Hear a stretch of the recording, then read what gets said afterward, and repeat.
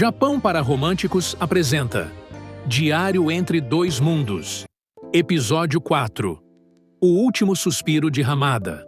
Uma trágica jornada entre dois mundos.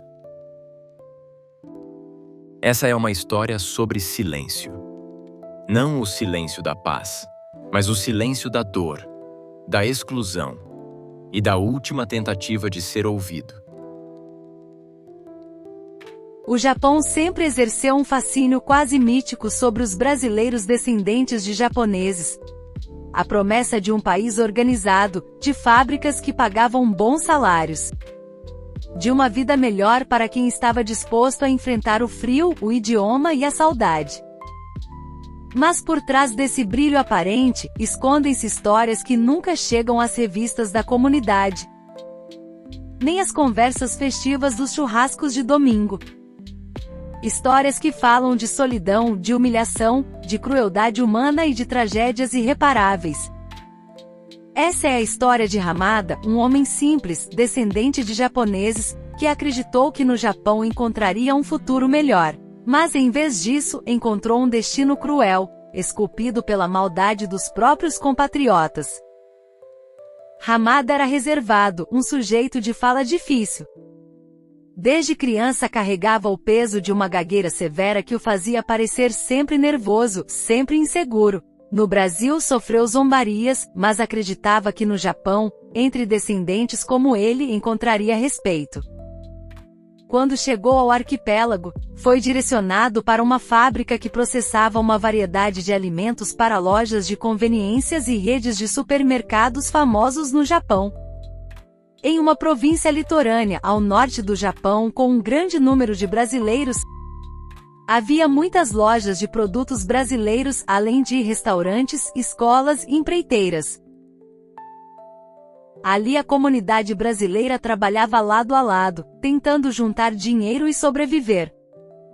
Mas Hamada logo descobriu que não era aceito nem entre os seus. Sua gagueira virou motivo de chacota.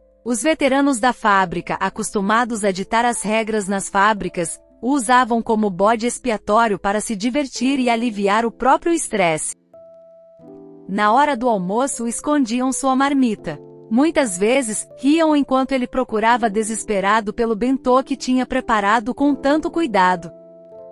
Também trocavam os seus sapatos de lugar na sapateira, o obrigando a transitar pela fábrica só com meias para ser chamada a atenção. Hamada, apesar do problema na fala, era um funcionário inteligente e dedicado. No entanto, a sua gagueira e o seu desespero piorava quando passava por essas brincadeiras maldosas dos conterrâneos. Para esses, Hamada era um entretenimento que aliviava seus próprios pesadelos e dramas que tentavam esconder. Hamada nasceu numa manhã fria de julho, no interior do Paraná, estado brasileiro. Filho único de um casal de imigrantes japoneses que chegaram ao Brasil em busca de esperança após os conflitos que envolviam o Japão. Seus pais, pessoas simples e trabalhadores, abriram uma pequena mercearia, dessas que sobrevivem mais pela fé do que pelo lucro. Mas Hamada não veio ao mundo como os outros meninos. Desde cedo, seus pais notaram algo diferente.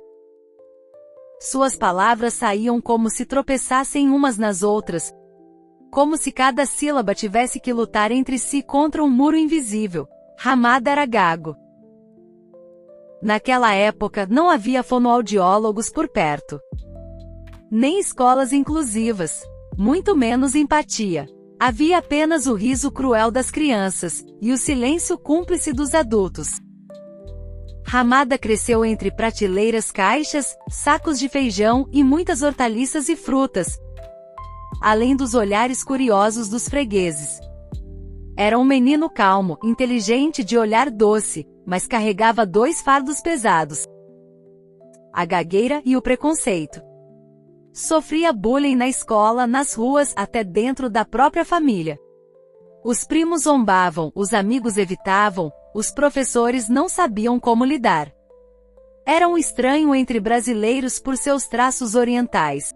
E era um estranho entre os japoneses por ter nascido no Brasil e não no Japão. Mas Hamada nunca revidava, apenas se calava. Trabalhava duro na mercearia, ajudava os pais em silêncio, e sonhava. Sonhava com um lugar onde fosse aceito. Onde pudesse simplesmente ser. Quando completou 30 anos, começou a ouvir falar do Japão. Não aquele dos livros escolares ou das novelas. Mas o Japão dos decassegues, dos brasileiros descendentes que estavam indo trabalhar em fábricas, ganhando dinheiro em ienes e enviando para o Brasil. Os seus primos, que eram distantes, passaram a relatar muitas histórias da terra de seus antepassados, além de exibirem aparelhos eletrônicos modernos e roupas de marca. Mesmo sendo ignorado por eles, Hamada ouvia, prestava atenção, e decidiu: talvez lá entre os meus, eu seja compreendido. Talvez lá, eu encontre meu lugar. Seus pais imploraram para que ele não fosse. Temiam o idioma, a distância, o frio, mas, acima de tudo, temiam pela alma sensível do filho. Mesmo assim, Hamada embarcou. O Japão não era como nos sonhos. Era frio, rígido, barulhento. Hamada foi contratado por uma fábrica que processava alimentos para lojas de conveniência e redes de supermercados, onde o ritmo era desumano e os colegas impiedosos. Descobriu rapidamente que não bastava ter cara de japonês. Ele era estrangeiro ali também. A gagueira virou motivo de zombaria, desta vez em 2 idiomas. Seus supervisores não tinham paciência, embora Hamada fosse inteligente e dedicado. Os conterrâneos riam pelas costas e o isolamento aumentava. O Tantouxa, supervisor brasileiro da empreiteira, não só fechava os olhos como participava das humilhações. Fazia Hamada ficar de castigo numa sala, entregava o olerite por último, mesmo ele chegando primeiro, como se fosse um lembrete cruel de sua condição inferior. Hamada tentava se defender. Tentava explicar, mas a gagueira o traía. Suas palavras embolavam, e o que deveria ser um grito de dignidade virava mais um motivo de chacota. Entre todos, apenas um casal de brasileiros sentia compaixão dele. Às escondidas dividiam comida, ajudavam quando podiam. Mas logo os veteranos perceberam e puniram também o casal, mandavam-nos para os piores serviços, os mais pesados, como castigo pela compaixão. Numa manhã de domingo, cinzenta de novembro, Hamada chegou à fábrica mais cedo que o habitual. Não falou com ninguém. Sentou-se no mesmo lugar de sempre e respirou fundo. Recebeu as instruções dos veteranos onde deveria trabalhar e qual máquina operaria. Hamada tentava inutilmente explicar que não tinha experiência nesse setor. Mas os veteranos conterrâneos o tranquilizaram, dizendo que ele só apertaria botões, nada mais. Enquanto outros riam por detrás, planejando quantas horas iam poder dormir naquela noite. Faziam seus esquemas de revezamento para terem mais tempo de intervalo e janta. Eles não queriam trabalhar naquele setor, pois a máquina sempre dava problemas e as paradas para revisão atrasavam a produção e também o descanso. No entanto, naquele domingo cinzento, as linhas de produção atrasaram. Os funcionários do turno diurno começavam a chegar e questionar os motivos do atraso. Os brasileiros do turno da noite, cansados, dormiam em qualquer canto da fábrica por horas, enquanto deixavam a produção na mão dos novatos. Quem ficou sozinho para dar conta da responsabilidade naquela noite foi Hamada. Os veteranos alteravam o programa das máquinas, que ficavam extremamente rápidas, para que tivessem tempo livre. Sem treinamento adequado, sem supervisão, colocaram-no para operar uma prensa gigantesca. A máquina era conhecida por ser perigosa, mas ninguém se importou. Afinal, se algo desse errado, a culpa recairia sobre ele. O tempo passava, o atraso aumentava. E então, um grito atravessou o barulho metálico da fábrica. Quando os chefes japoneses correram até o setor da prensa, a cena foi indescritível. Hamada estava caído, sua cabeça esmagada pela máquina. Ali a vida em vermelho escorria pelo chão metálico. E o silêncio que se seguiu foi mais aterrorizante que o próprio grito. Ele não resistira. Sua vida tinha acabado ali, sozinho, no lugar onde sempre fora tratado como um estorvo. O horror se espalhou entre todos. Brasileiros e japoneses ficaram chocados, mas, no fundo, muitos sabiam. Hamada não perdeu a vida por acidente, mas por pura crueldade, pelo qual foi empurrado a esse destino por 3 anos de humilhação, descaso e crueldade.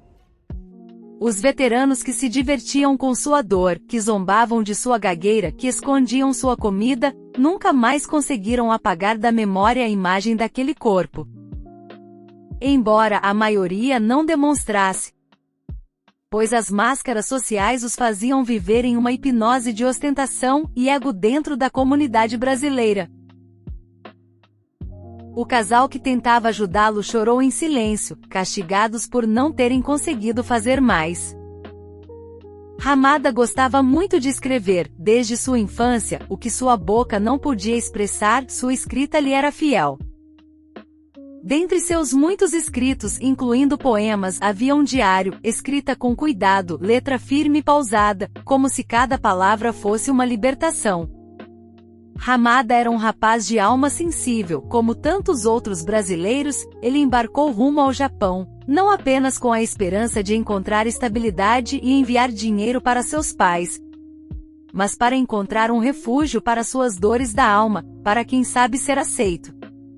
Mas o que Hamada não sabia era que ao pisar naquele solo distante, sua jornada seria muito mais difícil do que imaginava.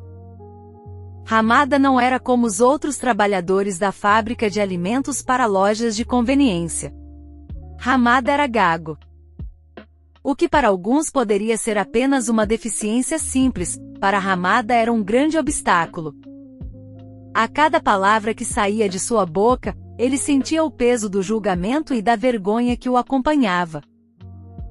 No Japão, ele lutava para se fazer entender, mas sua gagueira era um estigma difícil de superar. E como se isso não fosse suficiente, seus colegas brasileiros, pessoas com quem ele deveria se solidarizar e encontrar conforto, não hesitavam em zombar dele. Certa tarde, como parte de uma brincadeira cruel, um grupo de conterrâneos decidiu mexer com a receita de um dos produtos mais vendidos da fábrica. Ao invés de sal, colocaram açúcar. O plano era simples: irritar o chefe japonês, fazendo com que ele perdesse o controle da produção e perdesse o posto de chefe. Embora soubessem que ele iria descontar em Hamada, tranquilizaram-se dizendo entre si: é só mais uma bronca em Hamada, ele já está acostumado e todos sabem da deficiência dele. Então vão relevar e toda a responsabilidade vai para cima desse novato chefe japonês. Ele quer saber mais que nós. Mas o que eles não imaginavam era o impacto emocional devastador que isso causaria. Hamada então foi chamado ao escritório da empreiteira. Ele entrou com passos hesitantes, o coração batendo forte no peito, sentindo-se como uma criança que entra em um castigo que não entende. O chefe brasileiro, severo, olhou para ele com olhos penetrantes, mas Hamada não conseguiu articular uma palavra de explicação. O medo o paralisava. Ele tentou com toda a sua força se expressar, mas o som da gagueira só aumentava a raiva do empreiteiro brasileiro. Este gritava e ameaçava Hamada com uma transferência para uma fábrica de abate de porcos, um lugar que Hamada temia profundamente. Ele amava os animais e não conseguiria jamais suportar a ideia de trabalhar em um local tão sombrio. Você está nos envergonhando. Se não consegue se comunicar direito, vai trabalhar onde não precisa falar. Para a fábrica de porcos. Gritou o homem mais uma vez. Hamada sentiu o coração se apertar com a menção do abatedouro. A ideia de estar longe dos animais, de ser forçado a olhar para aqueles que tanto amava sendo sacrificados, fez com que uma lágrima teimosa se formasse em seu olho. Mas ele não ousou protestar. O medo de perder o emprego e de não poder enviar o dinheiro para os seus pais, fez com que ele se calasse diante das zombarias e ameaças. Eu não tenho escolha, pensou, preciso disso para sobreviver. A cada dia, o peso das humilhações aumentava. Hamada nunca se acostumou com a crueldade ao seu redor, mas algo dentro dele o mantinha firme, sua arte. Em seu pequeno apartamento, longe da fábrica e de seus colegas, ele escrevia no seu diário, cada página preenchida com palavras que saíam do fundo de sua alma. Poesias, lamentos e pequenas alegrias formavam o conteúdo das suas anotações. Ele era um artista em um mundo que o rejeitava. A cada semana, Hamada ligava para seus pais. Ouvia a voz deles, a saudade, o carinho e as preocupações. Ele tentava falar o mínimo possível. As palavras travavam na sua garganta. E ele não queria que seus pais soubessem do sofrimento que vivia. Eles, do outro lado da linha, apenas sentiam que algo não estava bem, mas respeitavam o silêncio do filho. Eles se preocupavam, mas Hamada se esforçava para ser forte, mesmo quando sua força já estava se esgotando. Seus pais em todas as ligações pediam para que ele voltasse ao Brasil. Eles sentiam saudade e preocupação. A vida de Hamada na fábrica de alimentos no Japão era uma rotina sem fim de humilhações e dificuldades. Mas aos poucos, ele encontrou refúgio em algo que poucos poderiam imaginar. Logo que se estabilizou, juntou dinheiro e comprou uma câmera fotográfica. Durante os seus dias de folga, ele saía pelas ruas, capturando imagens de um Japão que ainda o fascinava apesar de tudo. Ele fotografava os bairros, as pequenas coisas que passavam despercebidas pela maioria das pessoas. Uma flor que nascia entre as pedras, o olhar de um idoso sentado no banco da praça, o sorriso sincero de uma criança. Esses momentos de beleza eram sua única fuga da dureza da realidade. As fotos para ele eram mais do que simples imagens. Eram pedaços de um mundo que ele podia admirar, mas nunca possuir. Sua gagueira o impedia de se expressar como queria. Mas através das lentes da câmera, ele podia mostrar o que sentia. Ele sentia que de alguma forma, as fotografias eram as únicas que o entendiam. Mas a solidão de Hamada era profunda. Ele se lembrava de seu amigo Bob, seu cão de estimação que ele deixou para trás no Brasil. Bob era mais do que um animal para Hamada, era sua companhia leal. Sua única amizade verdadeira. Ele escrevia para Bob em suas poesias, imaginando o que estaria fazendo e se o cão ainda o lembrava. Hamada sentia uma saudade imensa, mas a distância, o tempo e a vida no Japão tornavam impossível reviver aqueles dias. As noites eram os únicos momentos em que Hamada olhava para as fotos que tirava, e conseguia encontrar nelas a paz que tanto desejava. Seu coração, constantemente partido pela saudade e pela dor das humilhações diárias, se perguntava se algum dia ele seria realmente aceito. Ele sabia que apesar de seus esforços, a fábrica e seus colegas jamais o viriam como alguém digno de respeito. Para eles, ele era apenas uma piada. Mas Hamada não podia deixar que isso destruísse. Mesmo que o mundo à sua volta fosse frio e cruel, ele se agarrava à sua arte, às palavras que escrevia, às fotos que tirava, como um único fio de esperança em um oceano de desespero. Ele nunca foi valorizado pelos outros. Mas talvez, um dia, o mundo visse a beleza em sua alma. Até lá, ele continuaria lutando em silêncio. Um homem sensível, um artista no coração de um Japão que nunca o entendia. A história de Hamada é um reflexo doloroso de muitos imigrantes que enfrentam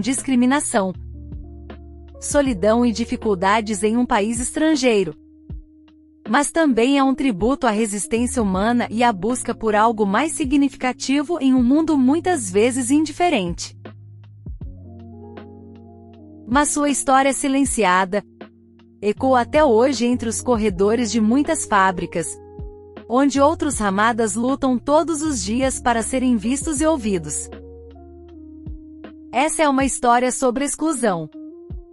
Sobre o peso de ser diferente em dois mundos que não acolhem. Mas também é um convite à escuta. Porque às vezes o silêncio grita. E tudo que alguém precisa é ser ouvido.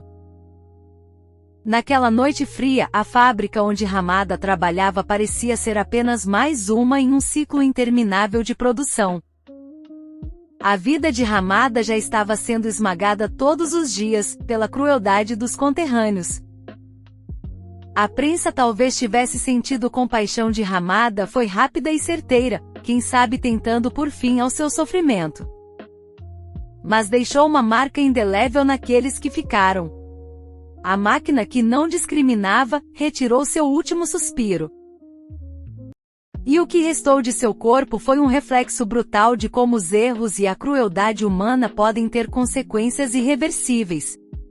Quando a notícia chegou ao Brasil, os pais de Hamada a receberam com um silêncio atordoante. O filho único que haviam deixado ir para o Japão com esperança de um futuro melhor, perdia sua vida em circunstâncias impensáveis. Mas o que os pais não sabiam era a verdadeira razão que tragicamente pôs fim à vida de Hamada. As palavras e o desprezo que Hamada havia enfrentado nas mãos dos brasileiros nunca foram ditas diretamente a eles. Os responsáveis indiretos pelo último suspiro de Hamada, sentindo-se acuados e aterrorizados pela gravidade de suas ações, perceberam que não poderiam simplesmente ignorar o que havia acontecido. O peso de suas consciências começou a se acumular, e a culpa os corroía por dentro. Mas ao invés de realmente enfrentarem as consequências de seus atos, eles decidiram tomar uma atitude que de alguma forma, tentava aliviar suas próprias consciências. Organizaram uma arrecadação de dinheiro para ajudar a repatriar o corpo de Hamada para o Brasil. Foi uma tentativa vazia de remendar a dor que haviam causado, um gesto egoísta de tentar corrigir algo que jamais poderia ser corrigido. Sabiam que o que fizeram não tinha perdão, mas no fundo, queriam que a história de Hamada tivesse um final diferente. Um final onde sua ausência em corpo pudesse ser vista como uma fatalidade do destino, causada pela falta de sorte, e não pela negligência e crueldade deliberada. Quando o corpo de Hamada finalmente chegou ao Brasil, os pais se encontraram com o filho, mas o vazio de sua perda jamais poderia ser preenchido. O gesto dos brasileiros, longe de oferecer consolo, serviu apenas para aumentar o peso da tristeza. Eles haviam agido apenas por sentimentos de remorso e de culpa, e não por verdadeira compaixão. Os pais de Hamada, no entanto, não sabiam dos detalhes do que chamaram de acidente. Para eles, o filho sempre seria aquele jovem sonhador que, em busca de uma vida melhor, teve seu futuro roubado pela indiferença e pela brutalidade de um sistema que nunca o acolheu. Eles enterraram-no em sua terra natal com o coração dilacerado e o rosto marcado pela dor de um luto que, mesmo com o corpo retornando para casa, jamais seria completo. E os brasileiros? Alguns se afastaram, outros continuaram com suas vidas. Mas todos carregavam uma sombra em suas consciências. O que restava deles era a tentativa vazia de que o remorso pudesse ser minimizado com um simples gesto de ajuda. No entanto, todos sabiam que nenhum valor em dinheiro poderia trazer Hamada de volta, era algo que nunca poderia ser apagado. Japão para Românticos apresentou Diário Entre Dois Mundos. Não se esqueça de se inscrever e ativar o sininho para receber as notificações de novos episódios. Obrigado por assistir, até a próxima!